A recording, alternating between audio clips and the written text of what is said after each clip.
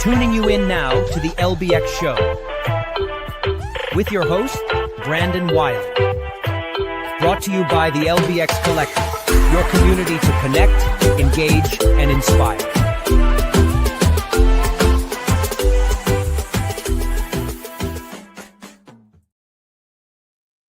Well, welcome everybody to the LBX show for November 16th, 2025.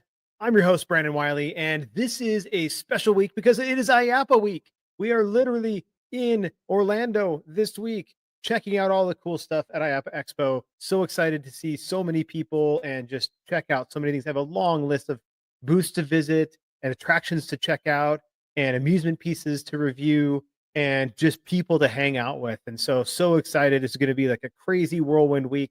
And I hope you are all as excited as me. But for this show, first, we're going to dive into a news you should know. We're going to cover a few things that we haven't really covered on Open and Shut or on Arcade Corner yet or on Sound Off that I just want to get out there in front of you so you kind of have a few things to go and visit when you're at the show floor. And then we'll roll into a Guest Gab with Bryan Severance. He is the director of Spy Ninjas HQ in Las Vegas, as well as the CEO of Fallout Zone and a board member at IAAPA. And we'll be talking about all the latest trends in the active play and adventure park space, as well as the importance of evolving the attraction mix in your venue. Then we're going to jump into a pretty robust Open and Shut with Kevin Williams to, again, review all the latest openings and closings and the trends from the last week. And then lastly, we're going to hear from Adam Pratt from Arcade Corner as he covers the final round of new amusement releases that are going to be showcased at IAAPA Expo this week. So that is our show for today. Let's get started with some news you should know.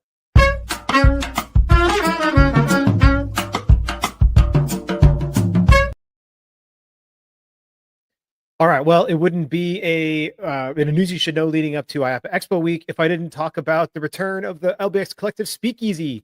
It will happen every Tuesday, Wednesday, and Thursday of this week at 4:30 in our backdrop behind our booth. So this is where we will be serving up Negronis and old fashions, as well as our very own Galaxy cocktail that was super popular last year. And so we'll have more of that available. So come hang out with us inside the Speakeasy. I would love to have you there and just chill for the last hour and a half of the day while we're there. So on Sunday, then also there is a golf tournament. So this is both these events that I'm talking about here benefit Give Kids the World Village, which is really focused on providing cost-free vacations for children battling critical illnesses. I don't get involved with the golf tournament, but I've been involved for many years with Footprints for the Heart. I've been a runner for their 5K for since I started going to IAAPA, but then I've also been involved on the committee, helping do fundraising and stuff for them. If you scan the QR code, you can join the LBX Collective team either to walk the 1K Thursday morning of IAAPA or run the 5K with me, or just donate and support the teams that are going out there and doing that. You can donate to any of the teams. Betson has a very large team, always has a lot of donations come in through their team. And so you can certainly join any of the others as well. So definitely do that. And so a few other things here that we are going to cover. First of all, QBIX has a new game, and they are launching this new game at IAAPA Expo. They're in booth number 4274, and you can go check it out, right? So brand new game called Last Defense, and it looks pretty interesting. Looks like a mobile game meets like a zombie shooter. So should be fun. I'm going to go definitely check that out sometime during the week. It's a 6-player group gameplay, or up to 6-player group gameplay. And, it's just, again, trying to encourage repeat plays. But they also have some additional units and sizes that they're releasing or unveiling at the expo. So venues can now choose between QBIX, which is the standard QBIX, QBIX Play, or you can go even larger with the QBIX multi-units, which, basically then you can choose from the layout that fits your traffic, your space, your business model. So definitely, go check these guys out. They're, continually innovating. They have 9 other titles besides this latest Last Defense that are out there. And then one of the neat things that they've done recently is they've now integrated with redemption. So you can now connect the games and as you play to a redemption experience. So it used to be purely just video game, kind of interactive, what we used to call immersive enclosures. but now they have a redemption component connected to that. So that is QBIX, and you can take a look at what they've got at booth 4274. All right, then the next thing I wanted to touch on is these guys, Conductr. Now we talk about Conductr quite often, and they are their subsidiary, I guess, of called Game Volt, has puts out a lot of different social entertainment attractions like Electric Shuffle or those kind of things, or interactive shuffleboard. They just recently launched a clay pigeon shooting experience as well. Well, they are they have launched this new concept called Monster Motel. They're challenge rooms. Okay, so they're getting into the challenge room business. Challenge rooms aren't new; they're not unique to Conductr. There are many other groups out there that do challenge rooms, but they've built this so that you can take up to 10 themed rooms, which are connected by what they say a flexible routing system. So there's actually 27 different ways to experience the attraction, which I thought that was one of the more interesting things. I mean, a challenge room, I don't mean to disparage, like, I think challenge rooms are actually excellent and a great attraction to add into a facility. But at the end of the day, like, the challenge room is a challenge room. I thought what was interesting is the fact that by just taking 10 themed rooms, you can actually experience them in 27 different ways. I thought that was very clever. They say that you can basically have about 120 guests per hour through this, which is about 10 times the throughput of what you expect from a typical escape room.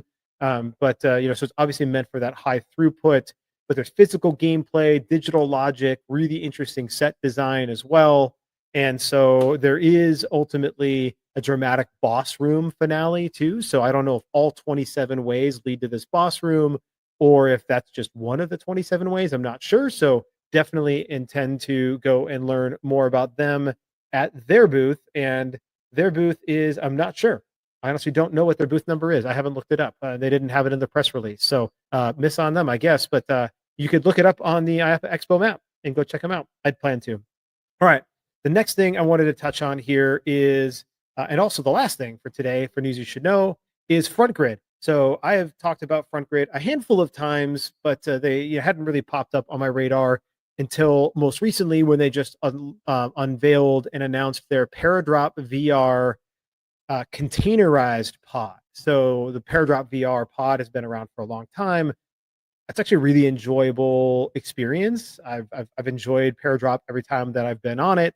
And I really, again, enjoy their experience. And so what they've now done is create a containerized version of this. And it's, got a couple of pods. You can see some of the images here and now you can actually drop them into different places, right? It's a containerized version, so you can put them into outdoor facility, outdoor places. You could drop them in kind of for like a cool containerized, like almost Triotech feel inside of your FEC if you didn't just want to have a single Paradrop VR pod hang in there. But the whole idea is you could have it permanently outdoors because it's in a container, can be closed up.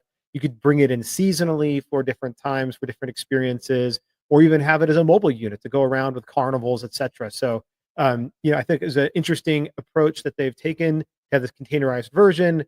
And I don't know that they'll have their full containerized version available at their booth, but they will be obviously showcasing their Paradrop VR experience and product. And you can get them at their booth number 1765 at IAAPA Expo. All right. That is some news you should know. Coming up after this, we've got Guest Gab with Bryan Severance.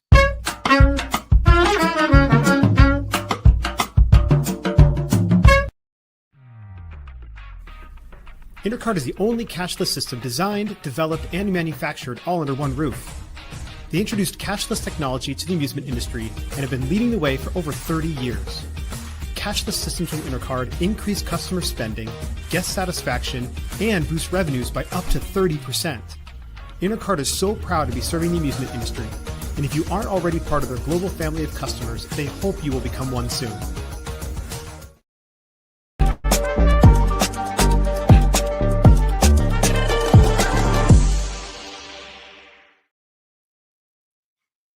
All right. Well, hey, Bryan, welcome to the show. Well, thanks for having me on. I got to say, actually, that was a pretty sick intro, to be totally honest with you. I was kind of impressed. Oh, nice. All right. Well, thanks for that. I worked really hard at finding the perfect template that I could. So that was great. That's the way to do it nowadays, right? What's that? I said that's the way to do it, though, right? It is. It is. Yeah, exactly. At least it wasn't AI. I didn't use AI to generate that. It was There you it go. was There you go. an artist actually made that, and I actually copied that from the artist. So there we go. But look, given all the different things that you're in deep in the trampoline park and adventure park Yeah. space, and so would love to understand, what are some of the trends you're seeing in the active play adventure park trampoline park space? Yeah, you know what? I love it how you brought that up, where you were like the adventure park, active park space. What's kind of fun is it's almost a little difficult to define ourselves now because we're really changing so quickly, right? I mean, you've seen it. You started back Mhm, when trampolines were going. I mean, I was in the number 4 mhm, trampoline park in the United States way back in the day, and then to see how things shift to larger entertainment venues, experience-based entertainment, all of those kind of deals. It's just interesting that we're in a constantly evolving market that's just totally changing, and we're kind of in one of those stages where things are changing again, right? I mean, we were talking a little bit before the cast started about kind of the big players. You've got your Dave and Buster's, you've got your Top Golf, you've got even like I would throw Sky Zone and Urban Air into those type of things. Launch Trampoline, all of the bigger franchises that are actually doing more than just trampolines anymore, right? Everybody's doing these entertainment destinations. And right now in the market, I don't want to be the first one to say it, but in the market, I get to touch on all of these like mom and pop shops, big corporations, because I get to consult with those guys all the time. And everybody's kind of in the same space, but nobody wants to admit it. Right now, everybody's in this space of, hey, things are soft.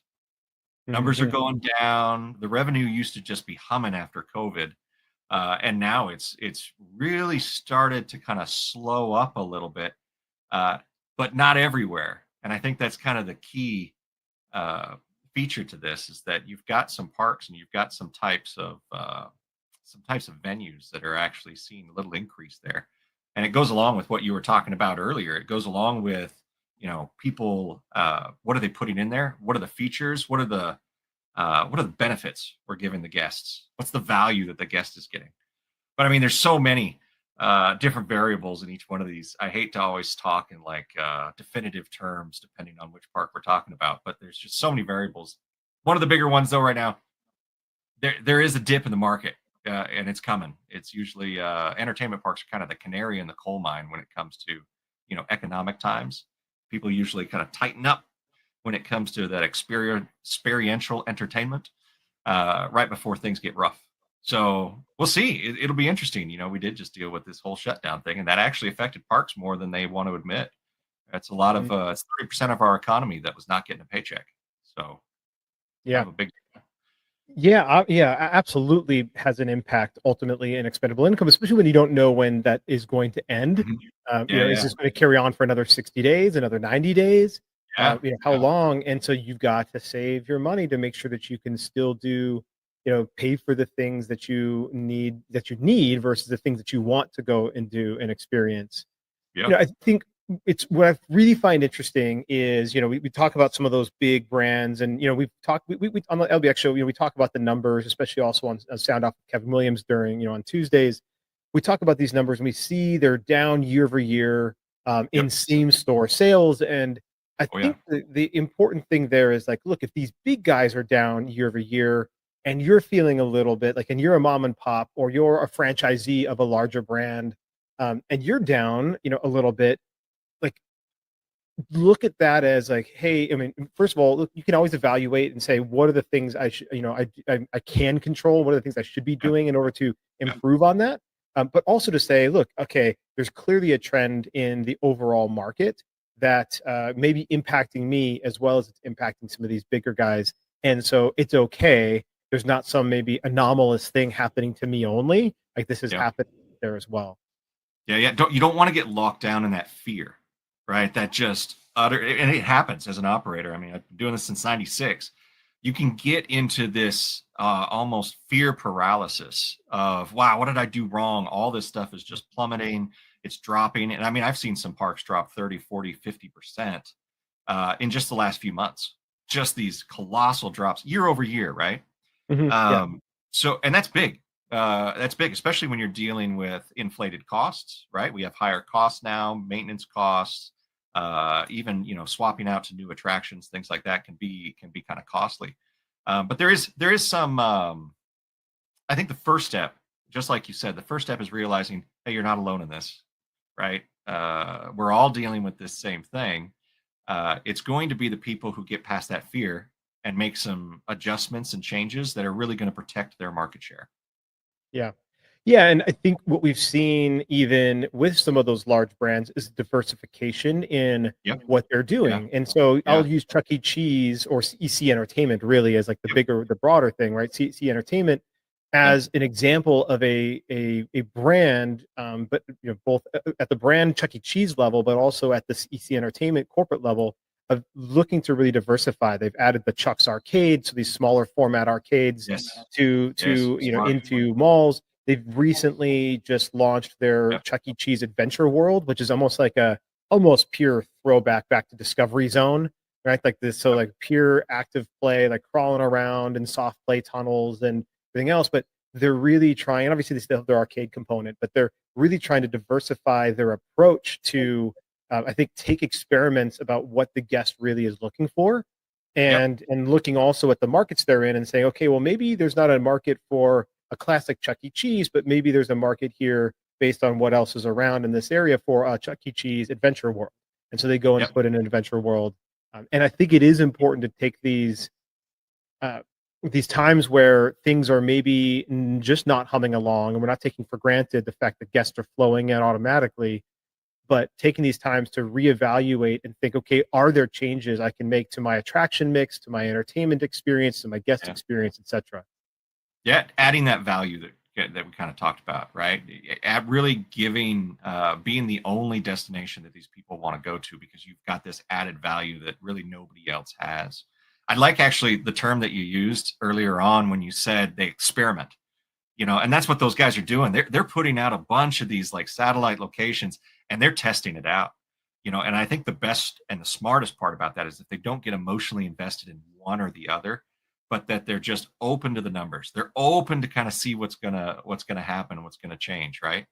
But it does go. The key point of all of this is really diversifying and making something that people want to come back to over and over and over again, because it's so expensive now to get a client, right? To get a guest to come to your park or to come to your attraction, it's so expensive. There's so much competition out there. Everybody's doing ad spend and AdWords. Once you get them in, though, right, you got to give them those experiences that just make them come back over and over and over again. And you got to make it worth their while, and it's got to be the right price, right? You can't white glove this mess and then go into a tough economy and expect tens of thousands of people to show up every day at your park. You know, you're going to get those individuals who you know, who have the extra money to spend, but there's going to be less of those. You know, in certain markets, there's just less of them. Yeah. Yeah. I mean, you talk about the cost of getting a new person in versus repeat guests. When I was CEO of Hound, we were a promotion platform, Yep. and Yep. I always talked about the fact that it costs 5 times more to get a new person in for the first Yep. time, first visitor, than it does to get a repeat visitor. And so, Yep. if your attraction mix isn't one that will bring in repeat visitation, then Yep. you're going to have to continue to spend so much more in marketing than if your Yep. guest experience, your mix, your entertainment experience is going to just naturally bring those guests back in, and you're now able to recoup that cost, that upfront marketing cost, over multiple visits and get a better and greater ROI from that marketing spend on a per cap basis. Yeah, but yet, how often, you know, when you were with Hound, did you just see that ball drop? As soon as you know, like they would spend the money and they would say, "Hey, well, there's a great ROI here, right? We're paying money, we're getting more back from our guest, you know, retrieval. We've got it." But then they just drop the ball. No Yeah, email list, no SMS, no no programs to bring them back, no nothing. Yeah, that's really one of the things that that hurts these parks over time. Now you can overdo it. You know, there's I won't say names, but from one of the companies that's having kind of a rough time in the stock market right now, I think I get texts from them 3-4 times a week. Hey, please just come down. It's free. Just come down to our place. Yeah. Yeah. You know, Yeah. and you got to be careful. You got to be careful. You got to watch the numbers, right? Because there's always that bingo point. That's what we always call it. I don't know if it's a flight term where you can, you either got to keep going forward or you got to turn around because you only got so much gas. But it's the same thing when it comes to, marketing, ad spend, even attractions and additional value. I've seen parks put too many attractions in or too much value into their ticket, and then they have no way of monetizing that. Their costs are too high, and they're unable to monetize the park appropriately, which can be the downfall of a great place. Mm-hmm. Yeah, and I think you've got with Spine Ninjas HQ done a pretty good job. I've obviously, exactly. I've obviously been there in your facility, spent some time walking around, and I think you've found a good mix of things that will drive the repeat visitation. But you also have the benefit, frankly, of the Spine Ninjas brand, and so maybe talk a little bit about what it's like to work within an IP and a brand for an adventure park or trampoline park, because that really hasn't been done other than the actual Ninja Warriors, right? So Ninja Warriors has done that, especially in the UK.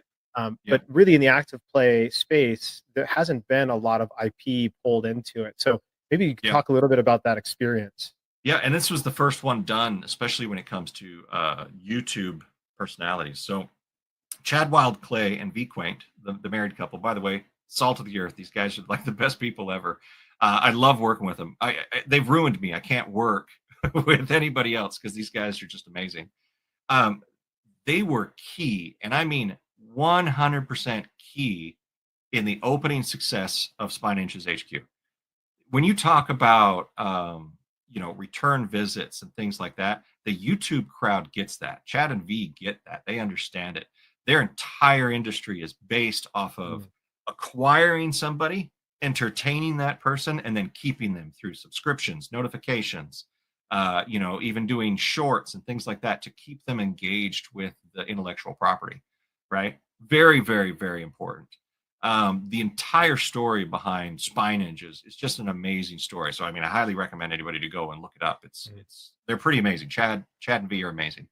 And here's the other cool thing. Before we opened, since we just talked about advertising, this is kind of interesting.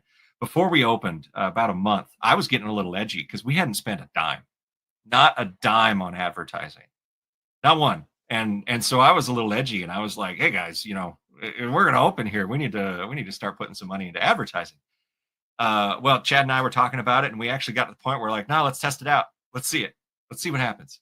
So our opening day was exclusively Chad and V. So all based on the intellectual property, all based on them just filming in the park before it was open, them presenting that the park was going to open. We had a line. You've seen the parking lot. We had a line from the door, double stacked from the door all the way to the back wall of the parking lot. That's, for those of you that don't know it, look it up on Google. It's huge. Huge. And March, to this date, whenever Chad and V come down and do like a signing, it is our biggest month of the entire year. So Marches are our biggest month always. Happens to be Chad's birthday, and we opened the park right around his birthday. So it's like the Chadiversary. But it is ginormous. So these guys, the intellectual property is vital. Can you open parks without intellectual property? Absolutely. Totally can. But then you're recreating something new, right? And then you got to spend a lot of that money on that acquisition of new guests. Now, that being said, though, Chad and V have kind of given Spine Ninjas HQ, the HQ brand, the guests, and now it's our job to make sure that we keep bringing them back in.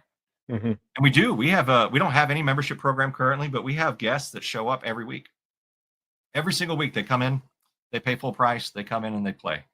And that's just, that's kind of proof that, once you have a good intellectual property, a good brand, and good guest services, then you can keep those people coming back in. But we're actually starting a whole new advertising campaign. I just looked at my calendar. I think it starts in 4 days. So for the first time ever, we're going to be out there just pumping Spine Ninjas HQ because we know what we're doing. now so we can handle the masses. Mm-hmm. And we want to get outside of the reach of the intellectual property, right? When it comes to 12-year-olds, everybody knows us, but we want to go outside that reach. We're now looking for the couples, the adults, the parents, really, because that's where you can expand your revenue. Far too often, I think a lot of parks, I mean, this is kind of a side subject, but I think far too often parks tend to limit their clientele. You know what I mean? In their design, in their layout, whatever it is, they just tend to limit their clientele by being too childish, too adult, whatever it is, and not allowing individuals just to come in as a whole family.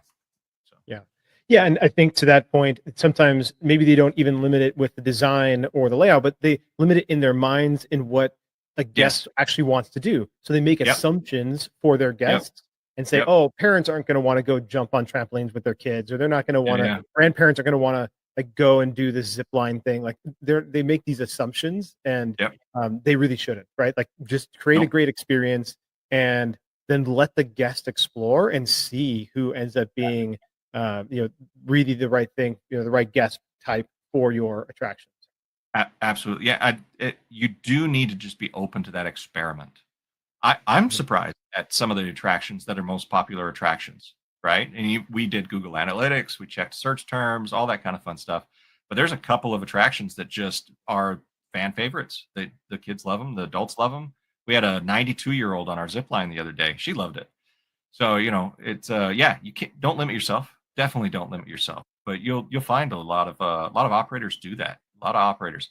There's kind of a rule of thumb we have at HQ, which is, when we're picking either a new attraction or we're picking a new like arcade machine, we always ask, well, do you love it? Like if I love the arcade machine, I don't buy it. I have to stop because I've picked some stinkers that I think are the greatest arcade machines ever. I've got to wait and kind of see what the market says and what the people say. We had a big discussion in our park. I think it was less than a year ago where we bought Toilet Toss. I don't know if you know that machine. Oh yeah, I know Toilet Toss. Yeah, yep. Great machine. You toss little balls of little turds into a toilet, and you think, hey, that's not an upper class place. No, it's not. But you know what? It's the top 5 earner in the park. It does great. So it doesn't matter what I think about it. It doesn't matter if I think it's lowbrow.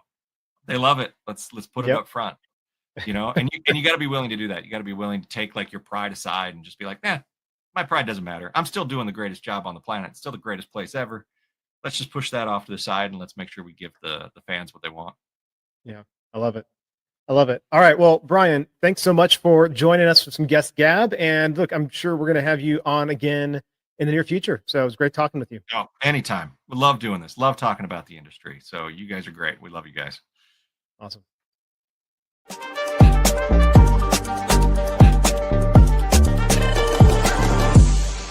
Power up your game floor with Arcades by Allen One. Whether it's perfectly pouring drinks in Dr. Pepper Soda Slam, grabbing official Butts on Things plushies, or defending cities from attack and missile command recharge, Allen One has something for every venue and arcade floor that will delight your guests. Each game is also enhanced with Major League Esports, a free app that tracks player top scores and brings guests back to your venue for more.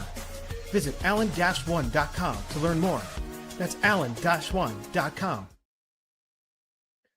All right, well, that was awesome. Spending some time talking with Bryan Severance from the Spy Ninjas HQ, which actually gets a reference as well in the upcoming Sound Off. So definitely go and give that a listen. That being said, if there is ever a time that you want to join me on this show on a Guest Gab, you have a topic that you want to cover, let's fucking go. Let's do it. So shoot me an email, brandon@lbxcollective.com, or just reach out through our website, through the contact or whatever. But I'd love to figure out different topics to talk about here on the show. So please do reach out if it's something you want to do. All right. Coming up right now, we've got some Open and Shut with Kevin Williams.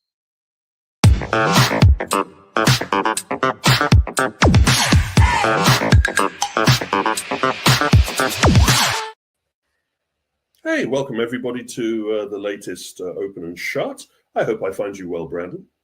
Doing very, very well. Looking forward to spending a week with you in Orlando. Not many people have said that. Yes, it's going to be a packed couple of days, and I'm looking forward to it. But a lot to get through here. And we jump straight into, yet again, another large selection of new openings. Some interesting ones here, as always, and also an interesting ending. But more about that in a couple of seconds.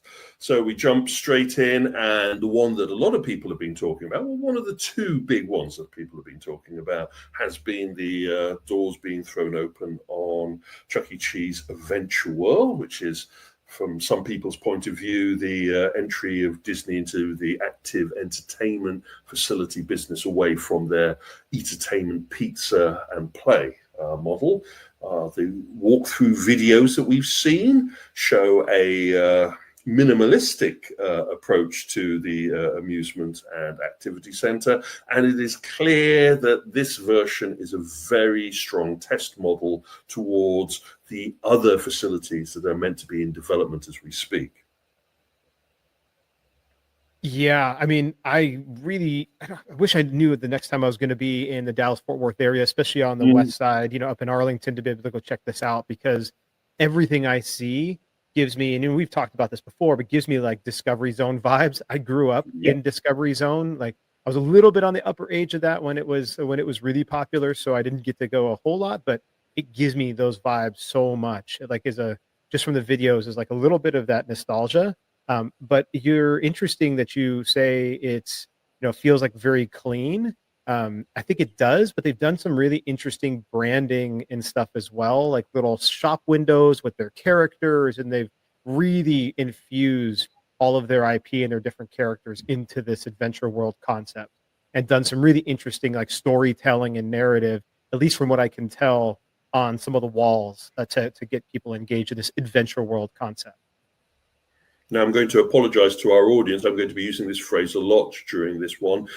We will go into this in more detail in the coming sound off. But there's some definite things that we need to unpack, especially some of the research that I've had to be doing, looking at what this brings to the table. Moving on, and a family entertainment operation. So we don't get that many of them at this level, but a family has decided to enter into the karting and amusement sector. They've developed a facility in Idaho, and we're interested that it's just thrown its doors open. Now, you can tell it's a family operation if you try and do a search on the website, as Brandon, I'm sure, is doing at the moment, and also on their Facebook, and all the things that should be in place aren't really 100% in place at the moment. But from the information from the local media, it seems quite an ambitious entrance. I was actually surprised to find that the Extreme Rush brand name hadn't been taken. So someone's doing some research. I would say that this is one to watch, because if they get this right with this particular facility, especially in the locality where they are, then I expect to see many more opening up. Yeah, well, and we don't have it on this logo here, but they, what makes me think that they maybe have some aspirations of doing more than one location is that they did introduce this like sloth character. So yeah, I feel like anytime I see IP being created and brought into something, especially early on, that like tends to, at least for me, tends to think that they're thinking bigger than the single location. That being said, I really do get concerned about these types of large facilities going into areas of population that are like sub 100,000 people. There's 57,000 people in this town, and you could say, oh well, maybe, what's the surrounding area? Well, the problem is you zoom out. It's Idaho. You zoom out, and you're 30, 45 to an hour from any other nearby city. And so that does create a concern for me for these guys. But you know what? Like, they definitely are trying to put something out there. If you're supporting corn or military silo personnel, then you're limited on your catchment. That said, I'm willing to give them the benefit of the doubt on this one, though I also get the vibes that they may have attended either one of my conferences or a Foundations Entertainment University conference, because they're applying themselves in a certain pattern. we will see. We will visit this again. Yeah, and real quick before we move on, because I think this is really interesting. So I went obviously on their site, and the site's not great, by the way. It feels very like early 2000s, maybe late 1990s, website vibes. But I clicked on Black Friday deals are here. First of all, look, they're already thinking about Black Friday. It's 2 weeks in advance. Like, they're doing the right things, and actually, I would congratulate them for that. Of course. And when I do click on it, what's interesting is that I can get a bunch of like branded merchandise. And so they're already thinking about selling merchandise. Again, this like leads me to think that they're thinking bigger than the single location.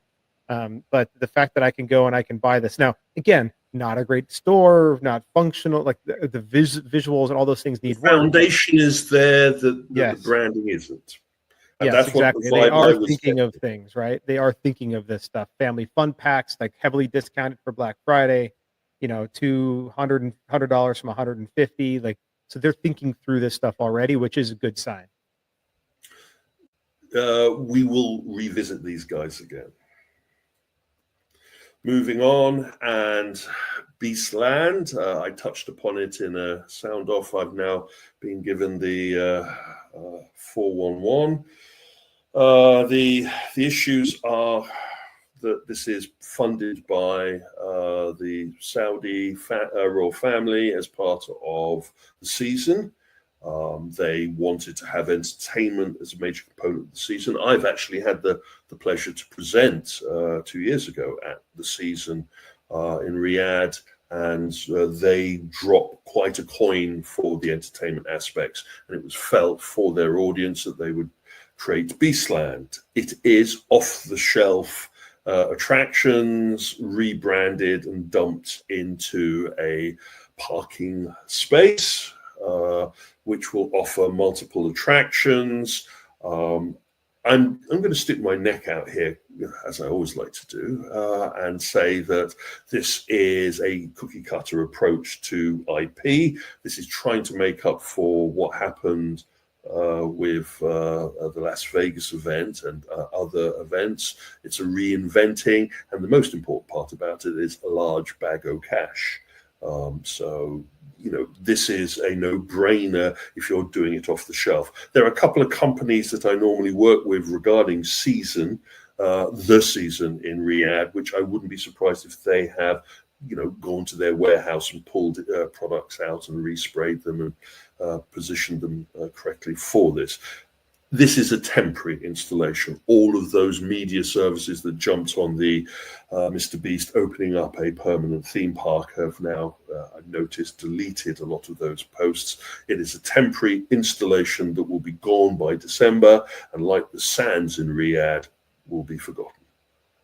Yes. I couldn't have said it better myself.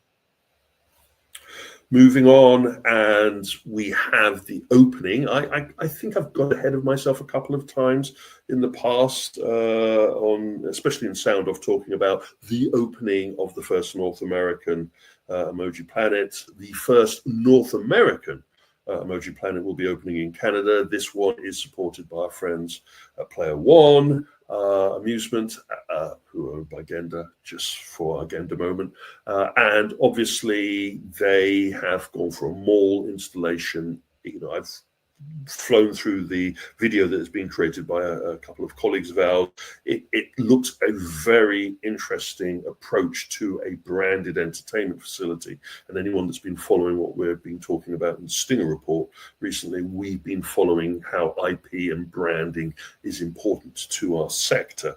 My only point of reservation here is how quickly they can roll this kind of thing out that can then compete with the Clawcades, because I was surprised to see a much larger entry of claw components to the Emoji Planet property than I was originally led to believe.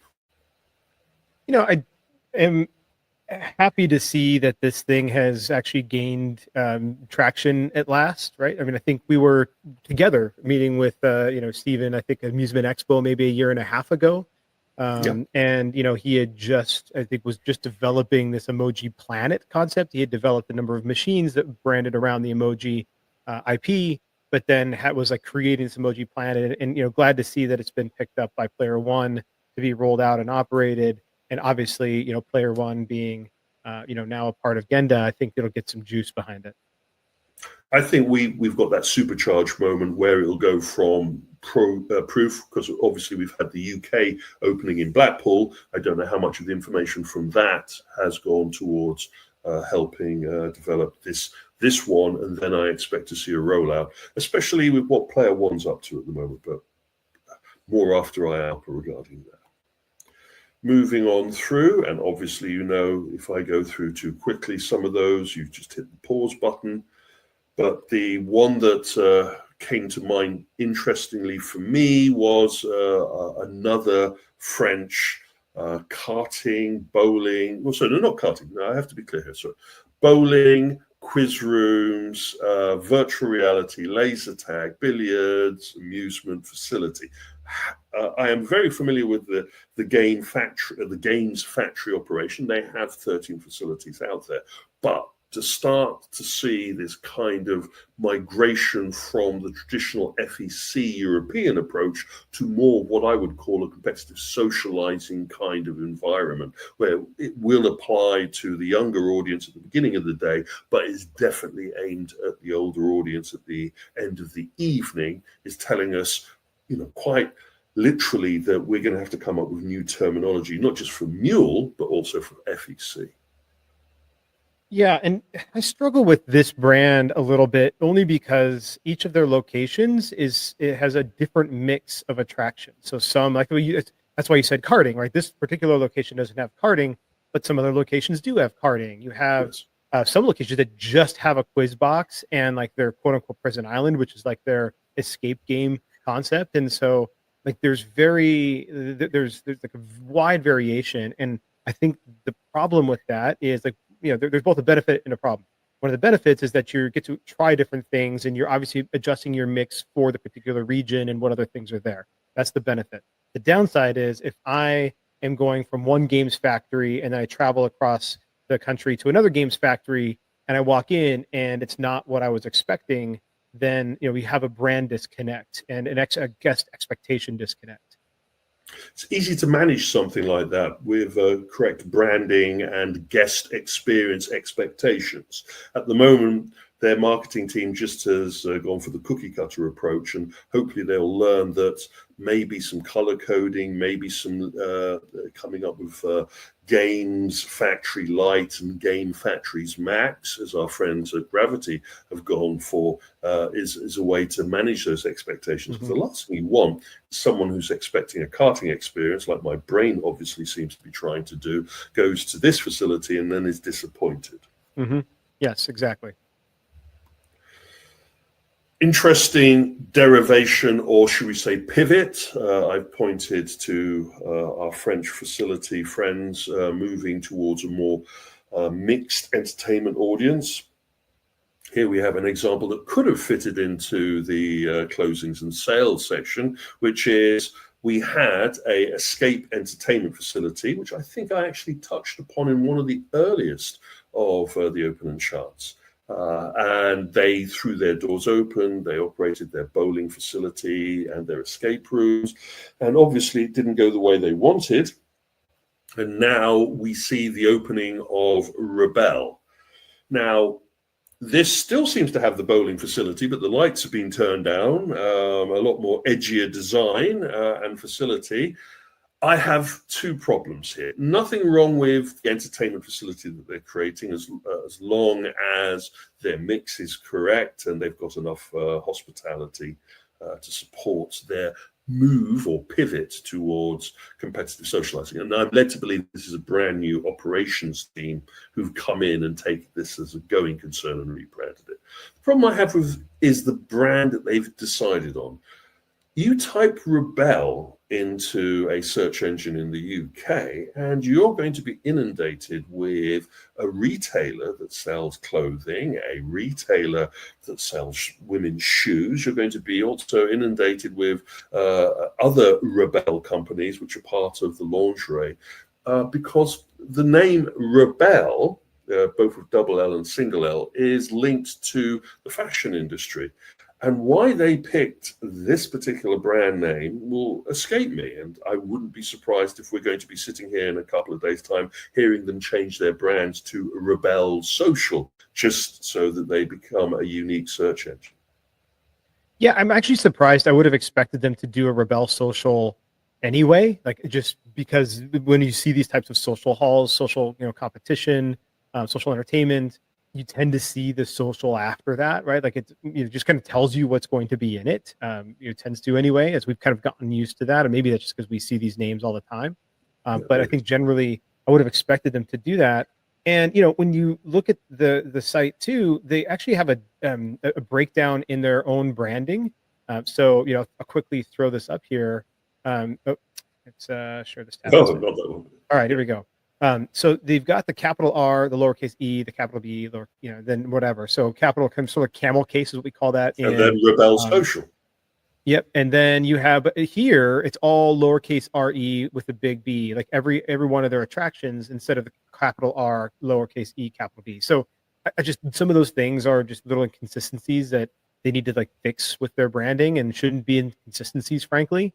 And then I appreciate their approach to having a place for kids with the kids, this mini Rebel area where they can go and bounce and jump around and climb around. But really, the entire focus here, both in branding and styling and everything else, is like for adults, and they're trying to like jam kids in here as well.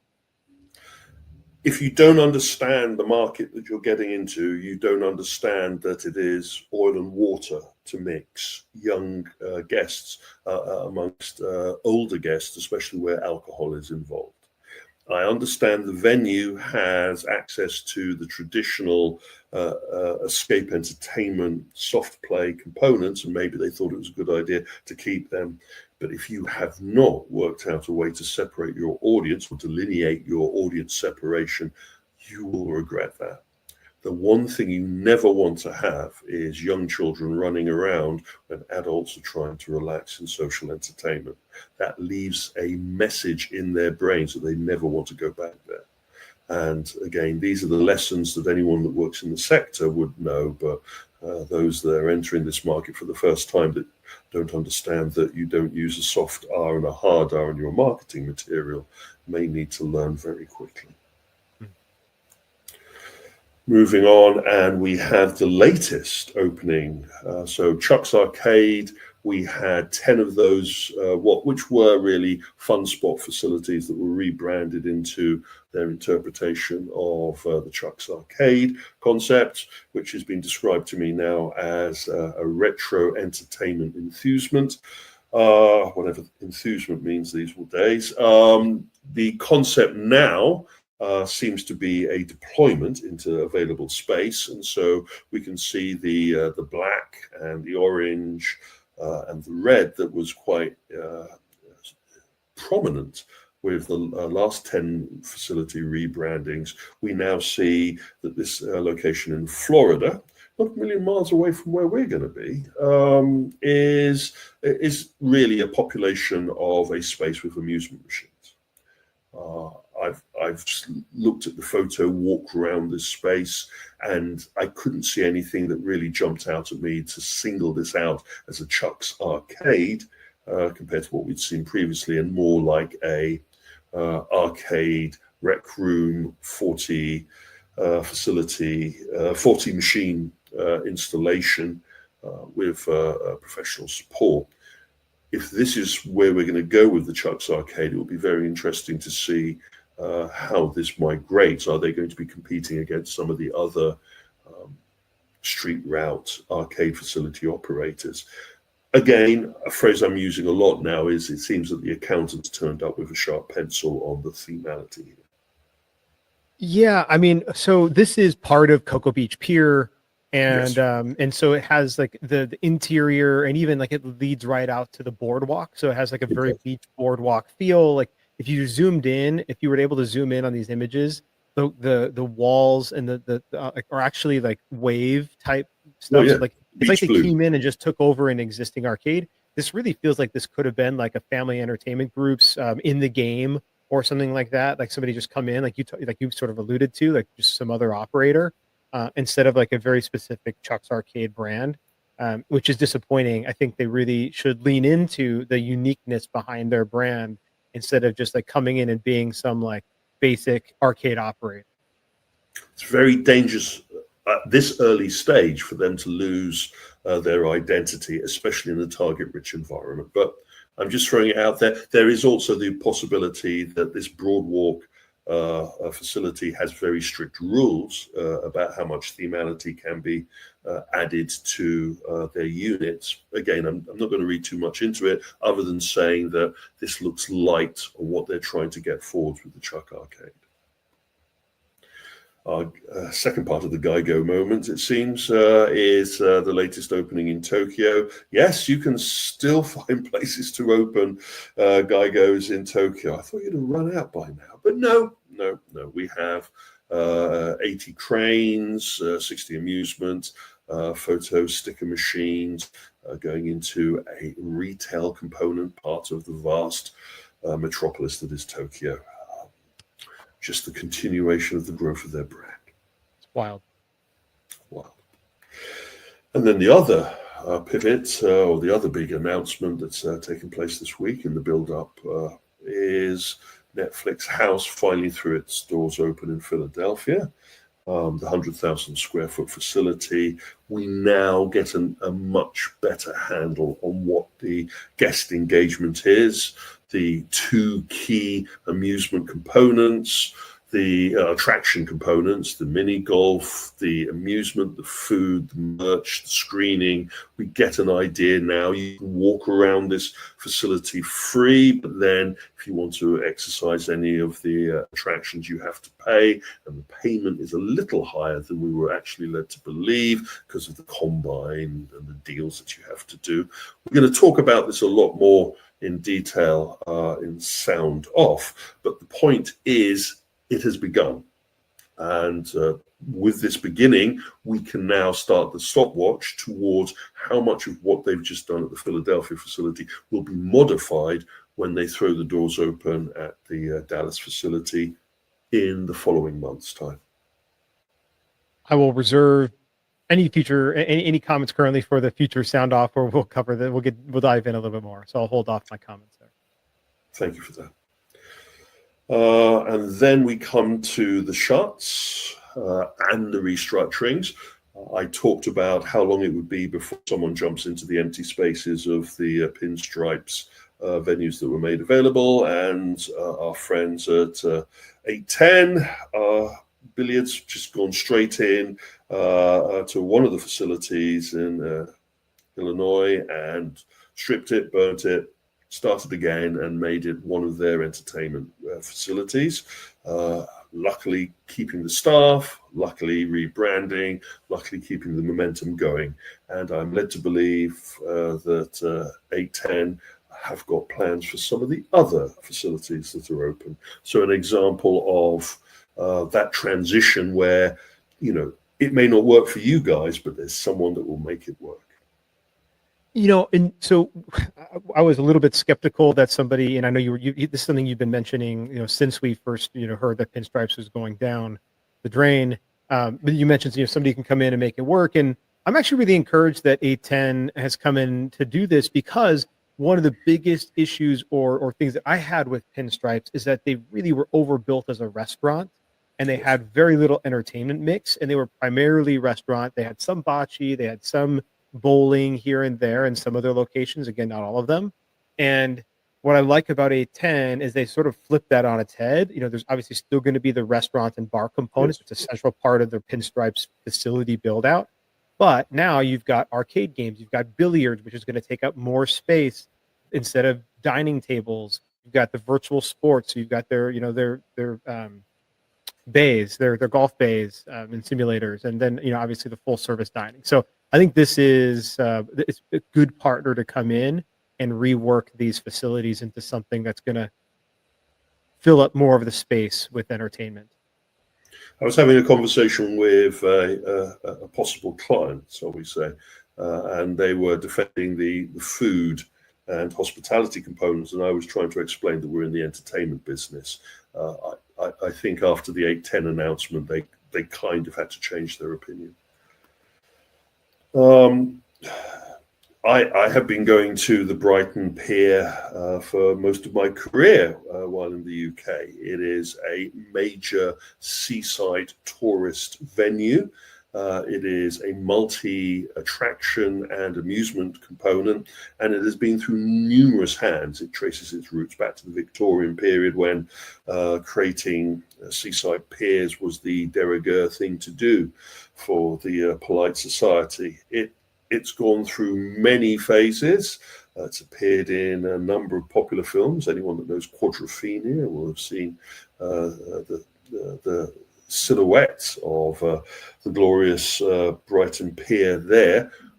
The problem is that the UK is definitely going through some changing times regarding if you have an established entertainment facility, trying to redress your pricing model and your rent model and your staffing model to the current conditions of the finances globally, as well as the economics of dealing with local government, is difficult. And the threat has been made by the owners of Brighton Pier that they are, if they don't see some relief from the local council and if they don't see some relief from government, then this thing's going up for sale. And that's kind of blackmail, and I'm not a fan of blackmail. Yeah. I'm a big fan of boardwalks and these types of piers and entertainment destinations, and so it's always disappointing to see something that's got so much history like this, being potentially on a chopping block. I assume that who would ever want to get their hands on it would be part of a major conglomeration rather than a single acquirer, and I wouldn't be surprised if Merlin's name wasn't mentioned. But at this moment in time, it's a threat rather than activity. So again, watch this space. Our third Gender moment, and I am amazed at how quickly Gender has moved forward with their acquisitions.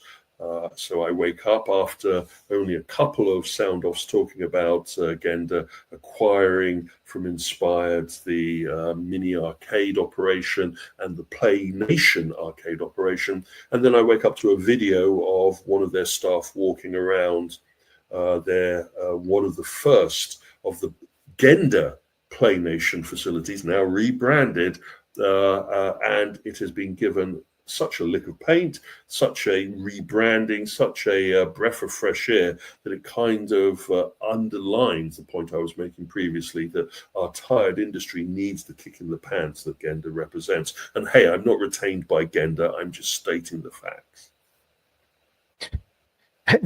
They will be the single biggest powerhouse in the world if they keep moving at this pace that they have been this year. It's been absolutely unbelievable. They're on a tear. We will touch upon this, I think, a little bit in sound off. And another thing that we will touch on in a little bit more detail in sound off is the big news about Heshen's move towards Silverwood. And really what that means. This is one of the largest of the family entertainment resorts and attraction companies, very large, up there with the Six Flags, up there with the Disneys, up there with the Universals, who are now broadening their acquisition. That M&A period is still continuing in our sector, where many of us thought that it was going to calm down a little bit. Well, we've been dead wrong here. And I wouldn't be surprised if they have a couple of other parks that need some love under their watch. I think the one thing that makes me happy about this is that when you talk about needing some love, that is one thing that the Heshen family does when they come in, and they do truly have a phenomenal culture, and they tend to put a lot of care and effort into the parks that they acquire. And in that transition. So looking forward to seeing what they do with Silverwood. Definitely. Interesting from a point of view of understanding the state of an operator's perspective here. We have a UK VR arcade facility.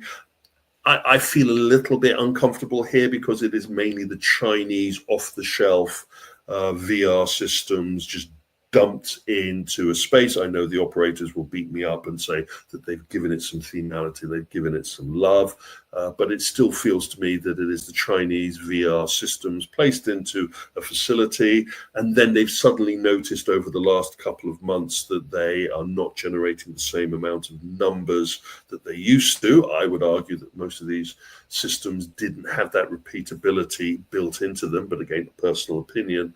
Anyway, they've gone to their local council and they've said, hey, we're doing bad, can you give us some leeway? And of course the local council said, you know, suck it in, boys, get good. And so now we have an operator threatening the closure of their facility, though I'm hearing rumors that it may not just be the closure of the facility, but they may actually be looking for a new site close by that they can place these machines in at a more favorable rate. Nothing to say that you haven't. Rent is tough and business is tougher. Competition.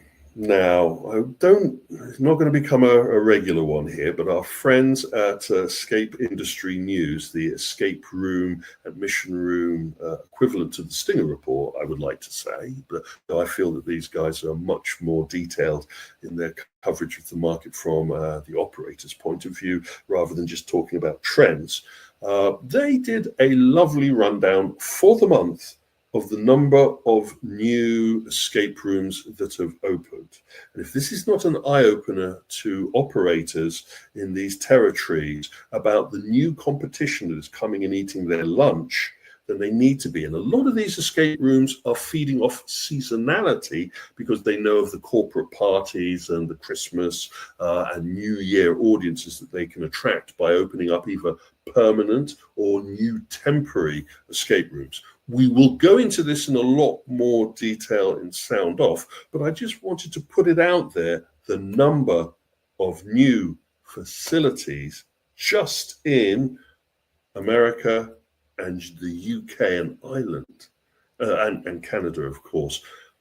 If you think about this, escape room business is not just a turnkey business, but it employs a number of individuals. It can go into utilized space, and it can promote itself through TripAdvisor and all of the other tools as a place to have a party during the holidays. And sometimes people want to have something different to do during their holiday socials. And where you would have thought that this was automatically your business, you may wake up to a brand new competitor. Yeah, and I think one of the really interesting things about the escape industry as well is that they have, like, they're the only, I would actually argue, except for maybe bowling leagues, they're one of the only industries that has a deeply loyal fan base and a deep, like, follower base. So they will travel from one escape room to the next, and they will travel across state lines, across countries. They use this app called Morty, which we've referenced before on the show. And so that is one advantage they have, is like they just have this voracious fan base. Now, you can get totally trolled if you don't deliver a good experience as well. But it is one of those advantages that the escape industry does have. I would add one more to that list: esports. Yes, that is fair.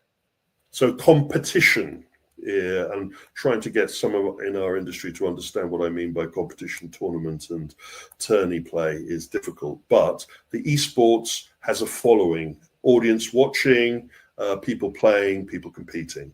Laser tag has a following, especially some of the people that play laser tag to a certain level. The bowling, you hit the nail on the head. The bowling leagues from the bowling sports, and the bowling boutiques for the competitions. And then you have the escape rooms and the mission rooms. And we ain't seen nothing yet, but if you just scroll back or watch what we're going to talk about in Sound Off about that list, you'll understand that maybe your perception of who is your real competitor and your long-term disadvantage, if you don't know your audience, can be deadly. Anyway, I've thrown enough out for today. Hopefully I've covered everything, but obviously you can jump into our latest our latest Stinger report, and our latest entertainment social arena, which are out now.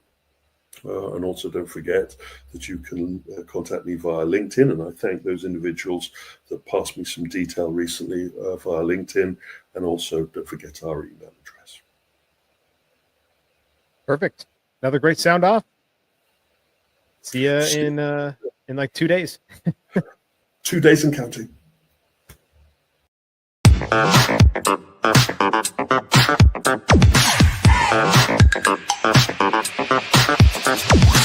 If you run a location-based entertainment brand and want to attract more visitors, check out Radius. They use real-time location data and customized marketing strategies to help brands like yours stand out. Radius can boost your foot traffic and build a loyal customer base. Plus, they're offering a complimentary local market analysis to show you exactly how they can help you grow. Curious? Visit radius.co and ask about your free market analysis. That's RAYDIUS.co.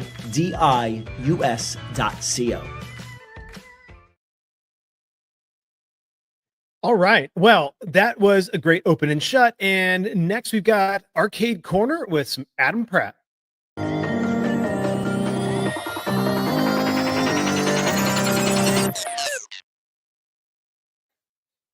Greetings, everybody. Welcome to IAAPA Week. It's finally here after obviously since last year. I was going to say after a while, but I don't know. For me, 2025 has been a little weird. It seems like the year has just flown by at the same time, whereas some other things have seemed to have taken their time. But anyways, enough yapping. Let's get into preview. Because of my limited time, I'm not going to be able to cover I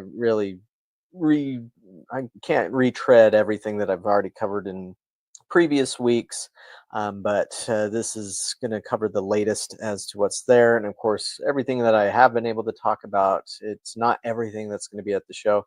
Granted, I'm just covering arcade games and not being really getting into a lot of the other stuff that's there. Really, it just feels like 4 days is not enough, but if it was say in October, the middle of October, instead of the week before Thanksgiving, I wouldn't mind 5 days of a trade show to be able to go through all that. But starting off with the latest news from Sega, we have Daytona Championship USA is coming back. It's the same software that they had with what's called the New Season Edition, which did include some updated graphics, better handling, a few other game fixes and such. But I don't know how many people out there gave the New Season Edition a chance or even knew about it. And so it's that software inside of this new cabinet that you see here, which is based upon the Apex Rebels design, which is a racing game that was released last year. Personally, I enjoy that one, and it has a good motion base on it, and all the other features you would expect from Daytona. It can link up to 8 units if you really want to set up the pure Daytona type setup or type deal like used to exist back in the 90s, when there were a lot of arcades that had 8 Daytonas linked together for some crazy racing there. But it's been pretty rare in the modern age, where we've seen a lot of 8-player setups. Like I've seen some H2 overdrives that have been up to 8, but can't recall seeing stuff like Cruisin' or Superbikes 2 even all the way up to 8, just usually up to 4. And then we had some information from Bandai Namco Amusements come through this week. I wasn't sure if we were going to get any previews on them at all. But as I shoved all into one slide here, they have a few machines from China coming in, which is a little bit of a pivot for Bandai Namco, who has usually had things designed in Japan, as opposed to looking to China for some of those things. Speed Rider 4DX is the one in the upper left-hand corner with the motorcycles Now, if you've never heard of the Speed Rider series, that's okay. It's a modern motorcycle series. But what's really interesting about this particular cabinet is that the swivel bikes, in addition to having some really cool LED effects and then having the motion base underneath the bikes, which we've seen before, it does introduce something that I've never seen before, and that is the ability of that swivel bike to actually shift, like the back of it will shift. You can push it to shift to cause your in-game motorcycle to drift. And so instead of like hitting the brakes or a drift button sort of thing to drift, you literally drift your bike, which gets it more into simulator territory than is typical. And then the graphics on this and the sound system on this are both fantastic from the specs, and also has a micro LED billboard up top there for the marquee, so it should be a pretty impressive one to see there. And also designed by the same company, IGS, who's out of Taiwan, who designed Asphalt Moto Blitz, if I'm remembering all my companies correctly, getting those straight. But for some new stuff that if you follow developments in China closely, you might have heard of this, but otherwise these would be new. You have a light gun game called The Future, which is from a Chinese company called Super Wing, which they've been making some strides in recent times, not just with video games, but also with redemption stuff. And then Mini World, which is a Minecraft-inspired type deal where I guess it's based on an existing IP over in China, but wouldn't be as well known out here, but would have a lot of the similar aesthetic, but instead of being, Minecraft based, it's close enough so a lot of people will probably see that and be like, oh, it's Minecraft, or at least kids would. And it also has 3 mounted guns in it instead of 2, but it looks like the space is very similar as to what you would be getting there. From The Future that I've seen, it's like a sci-fi shoot 'em up, a little bit more teenager adult level, whereas Mini World is more catering to kids. I would also throw in that Goldstorm Pirates by Bandai Namco is still also being sold. It just looks like they've decided to lean a little harder into light gun games and offer locations a few different options as to what best fits their needs. And then, as you see in the lower right hand corner of the screen there, we have a new line in the Pac-Man Street series, as Bandai Namco calls it, where this is a Pac-Man basketball game for kids, which would have 2 hoops on it. Love the topper there with Pac-Man and the ghosts. And so that will all be there, in addition to some other things that you would expect to find at the Bandai Namco Amusements booth, including their latest redemption games, the big one that was there last year, Taika no Tatsujin, Goldstorm Pirates, and a few other items that also are not Bandai Namco, such as Raw Thrills and Adrenaline Amusements product. The reason why, in case you're not familiar with IAAPA or how Bandai Namco Amusements works, is because of Bandai Namco Amusements Europe, which also serves as a distributor. Since IAAPA is an international show, they like to show off some things for their European and I think Middle East customers who may be seeing what it is that they can get from Namco there. So that's why they often have a mix. Next up is Unis. They have 2 huge booth spaces. I think they're either 40 by 40 or 30 by 40 each. And so this doesn't cover everything that they're going to have there at all. However, we see a couple of new redemption games, such as Spin City, with these enormous track balls. They're just as big as the screen is, if not a little bigger. They make the screens look smaller. This was seen at GTI Asia China Expo in September, and kind of a racing game, but you're like, I think from what I saw of it, you're controlling somebody who's running. And so, of course, the faster you can push that giant ball, the faster they'll move. There's also a foot pedal to activate a turbo boost, which I assume is limited in its use. And then next to that is Monster Jet Riders, which is already kind of a sequel, or at least in the same universe or spirit as Monster Kart, which Unis has repeatedly said has been a success for them. And so don't know if it uses the same monster characters and similar same tracks, or just similar tracks, but you stand on something that's kind of like a jet ski, has a motion base and all that, to sort of fly race as opposed to driving race. And then, of course, they'll have a lot of the emoji games. They've been promoting a lot of those in recent times with basketball and other redemption style games with the emoji license. There's a new Frankenslam game that they've recently put on their website as well. There is something that I found that was over in Europe called Ski Hero, which is listed as a Unis game. And I think from the Schaefer Distributing IAAPA preview, it initially mentioned Ski Hero and then it was removed. So I don't know if that's going to be there or not. If it is, it would be something like Alpine Racer. I remember several years ago, actually over a decade ago now, you had Raw Thrills and Bandai Namco teamed up to do Super Alpine Racer, which was a modern take on that game. If you've never heard of it, it's a skiing game, which first came out in the 1990s. But most everybody that does a ski game seems to follow the Alpine Racer formula for that. I mean, it's skiing, video game skiing, so it's kind of hard to deviate much from that. But so that might be there, but it also might not be. And there's several other things that Unis has shown off either in China or on their website where it's also uncertain at this moment whether or not they'll have it there. But with two giant booths, I'm sure they'll have something for everybody there. And then Endemiro USA, they don't always have a preview, but this year they decided to preview a lot of stuff. And also surprisingly, they have a couple of video games.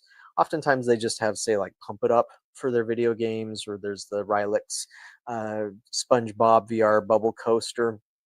But this year they're introducing two new video games, which do have redemption options to them if you want to set them up that way. There's the Nickelodeon Kart Racers and Marksman. Now, Nickelodeon Kart Racers is based on a console game that's been out for a little while. I've not played it myself, but typical kart style racer, but it has a lot of characters from the Nickelodeon universe. So all four Teenage Mutant Ninja Turtles from, I think it's the 2012 through 2017 TMNT 3D cartoon that they did. Has Garfield, has Invader Zim, has several other characters that kids would definitely know. SpongeBob SquarePants, of course, which is Endemiro's big license there. So going to be interesting to see that. It's been a little while since we've seen somebody take a console racing game and port it into arcades. I mean, maybe I'm wrong about this, but it seems like the NFS Heat Takedown that Adrenaline Amusements did is the most recent one. But I could be wrong about that. Marksman, it fits in with these shooting gallery games with the realistic pistols and air compressor powered force feedback in those pistols. Has 11 different levels on it, and whether it's shooting bad guys or shooting just static targets or moving targets or even shooting zombies, it has a variety there. And uses the two screens to look like one, which has become kind of a trend with different Chinese games out there. And then there's a new SpongeBob Swish redemption game that they have where you're shooting little basketballs into one of the three hoops, and you can use a joystick to control the direction of those. They also have a new redeem machine, which I didn't put a photo of on here, that you can look at. And then finally, for our preview here at the ABS Companies booth, which as I recall is 1918 in the Games and Arcade Pavilion, it's going to have what is potentially going to be the most innovative games of the show. Now, can't say that for sure until we get to the show and get a chance to see everything, which probably won't know until Thursday or Friday what all that might be. But from what I've gathered, these are miniature escape rooms. They're 5-minute escape rooms. And so they take up roughly the same space as an environmental arcade cabinet, which would be, say, like the Mini World or the Future here that Bandai Namco had. But you close the door, it locks. There is a button there that will end your game and unlock the door if you panic for whatever reason. Get too scared maybe, but you just need to try and figure out the puzzle to unlock the room there within 5 minutes. And one is a ancient Egyptian mummy themed game with mummy character inside of it, and then the other one is Clown Around, where there's been some murders, and you have to figure out which killer clown committed the murder. There's a bunch of different stuff. They have all of the items within these machines bolted down using, I think they said, airline cable. And so with testing, they didn't have any problems with theft or damage to the cabinet. It'd be very interesting to see how these games perform on location outside of just one location test, but also I'm just curious to see how these are going to be at the show as well. But that's it for our preview. Stay tuned. We're going to have a lot more here at the LBX Collective, not just myself, but I think most others from the crew here are going to be discussing IAAPA afterwards, so stay tuned for that. But yeah, we're all excited. Safe travels to everybody out there. I'll be leaving tomorrow, and hopefully everything in the airlines is going to be cleared up by then. And so we'll see. But again, safe travels. Thanks for watching. We'll see you on the next one.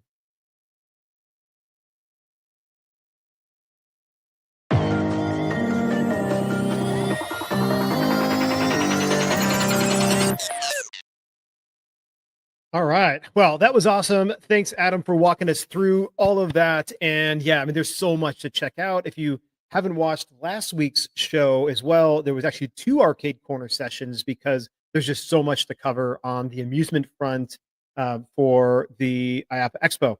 All right. That being said, this is, we're coming down for a wrap. Just some quick new updates. Next week, there will be no there'll be no LBX show after IAAPA because we will not be able to record one during the IAAPA week. But there will be the Sunday following the U.S. Thanksgiving holiday. We will have a special IAAPA Expo review, as Adam alluded to. We were going to be getting together with a group of us and talking about all the things we saw on the show floor. There'll be video, there'll be discussion. It'll be a jam-packed episode, and it'll only be exclusively about everything we saw at the IAAPA Expo show. So that's we got coming up. And then this Tuesday, though, during the week of IAAPA, we actually have Sound Off number 99 with Kevin Williams, and that's going to come out on Tuesday, November 18th at its normal time. Whew, that is a wrap for this week's LBX show. I'm Brandon Wiley signing off. Stay tuned and keep kicking out.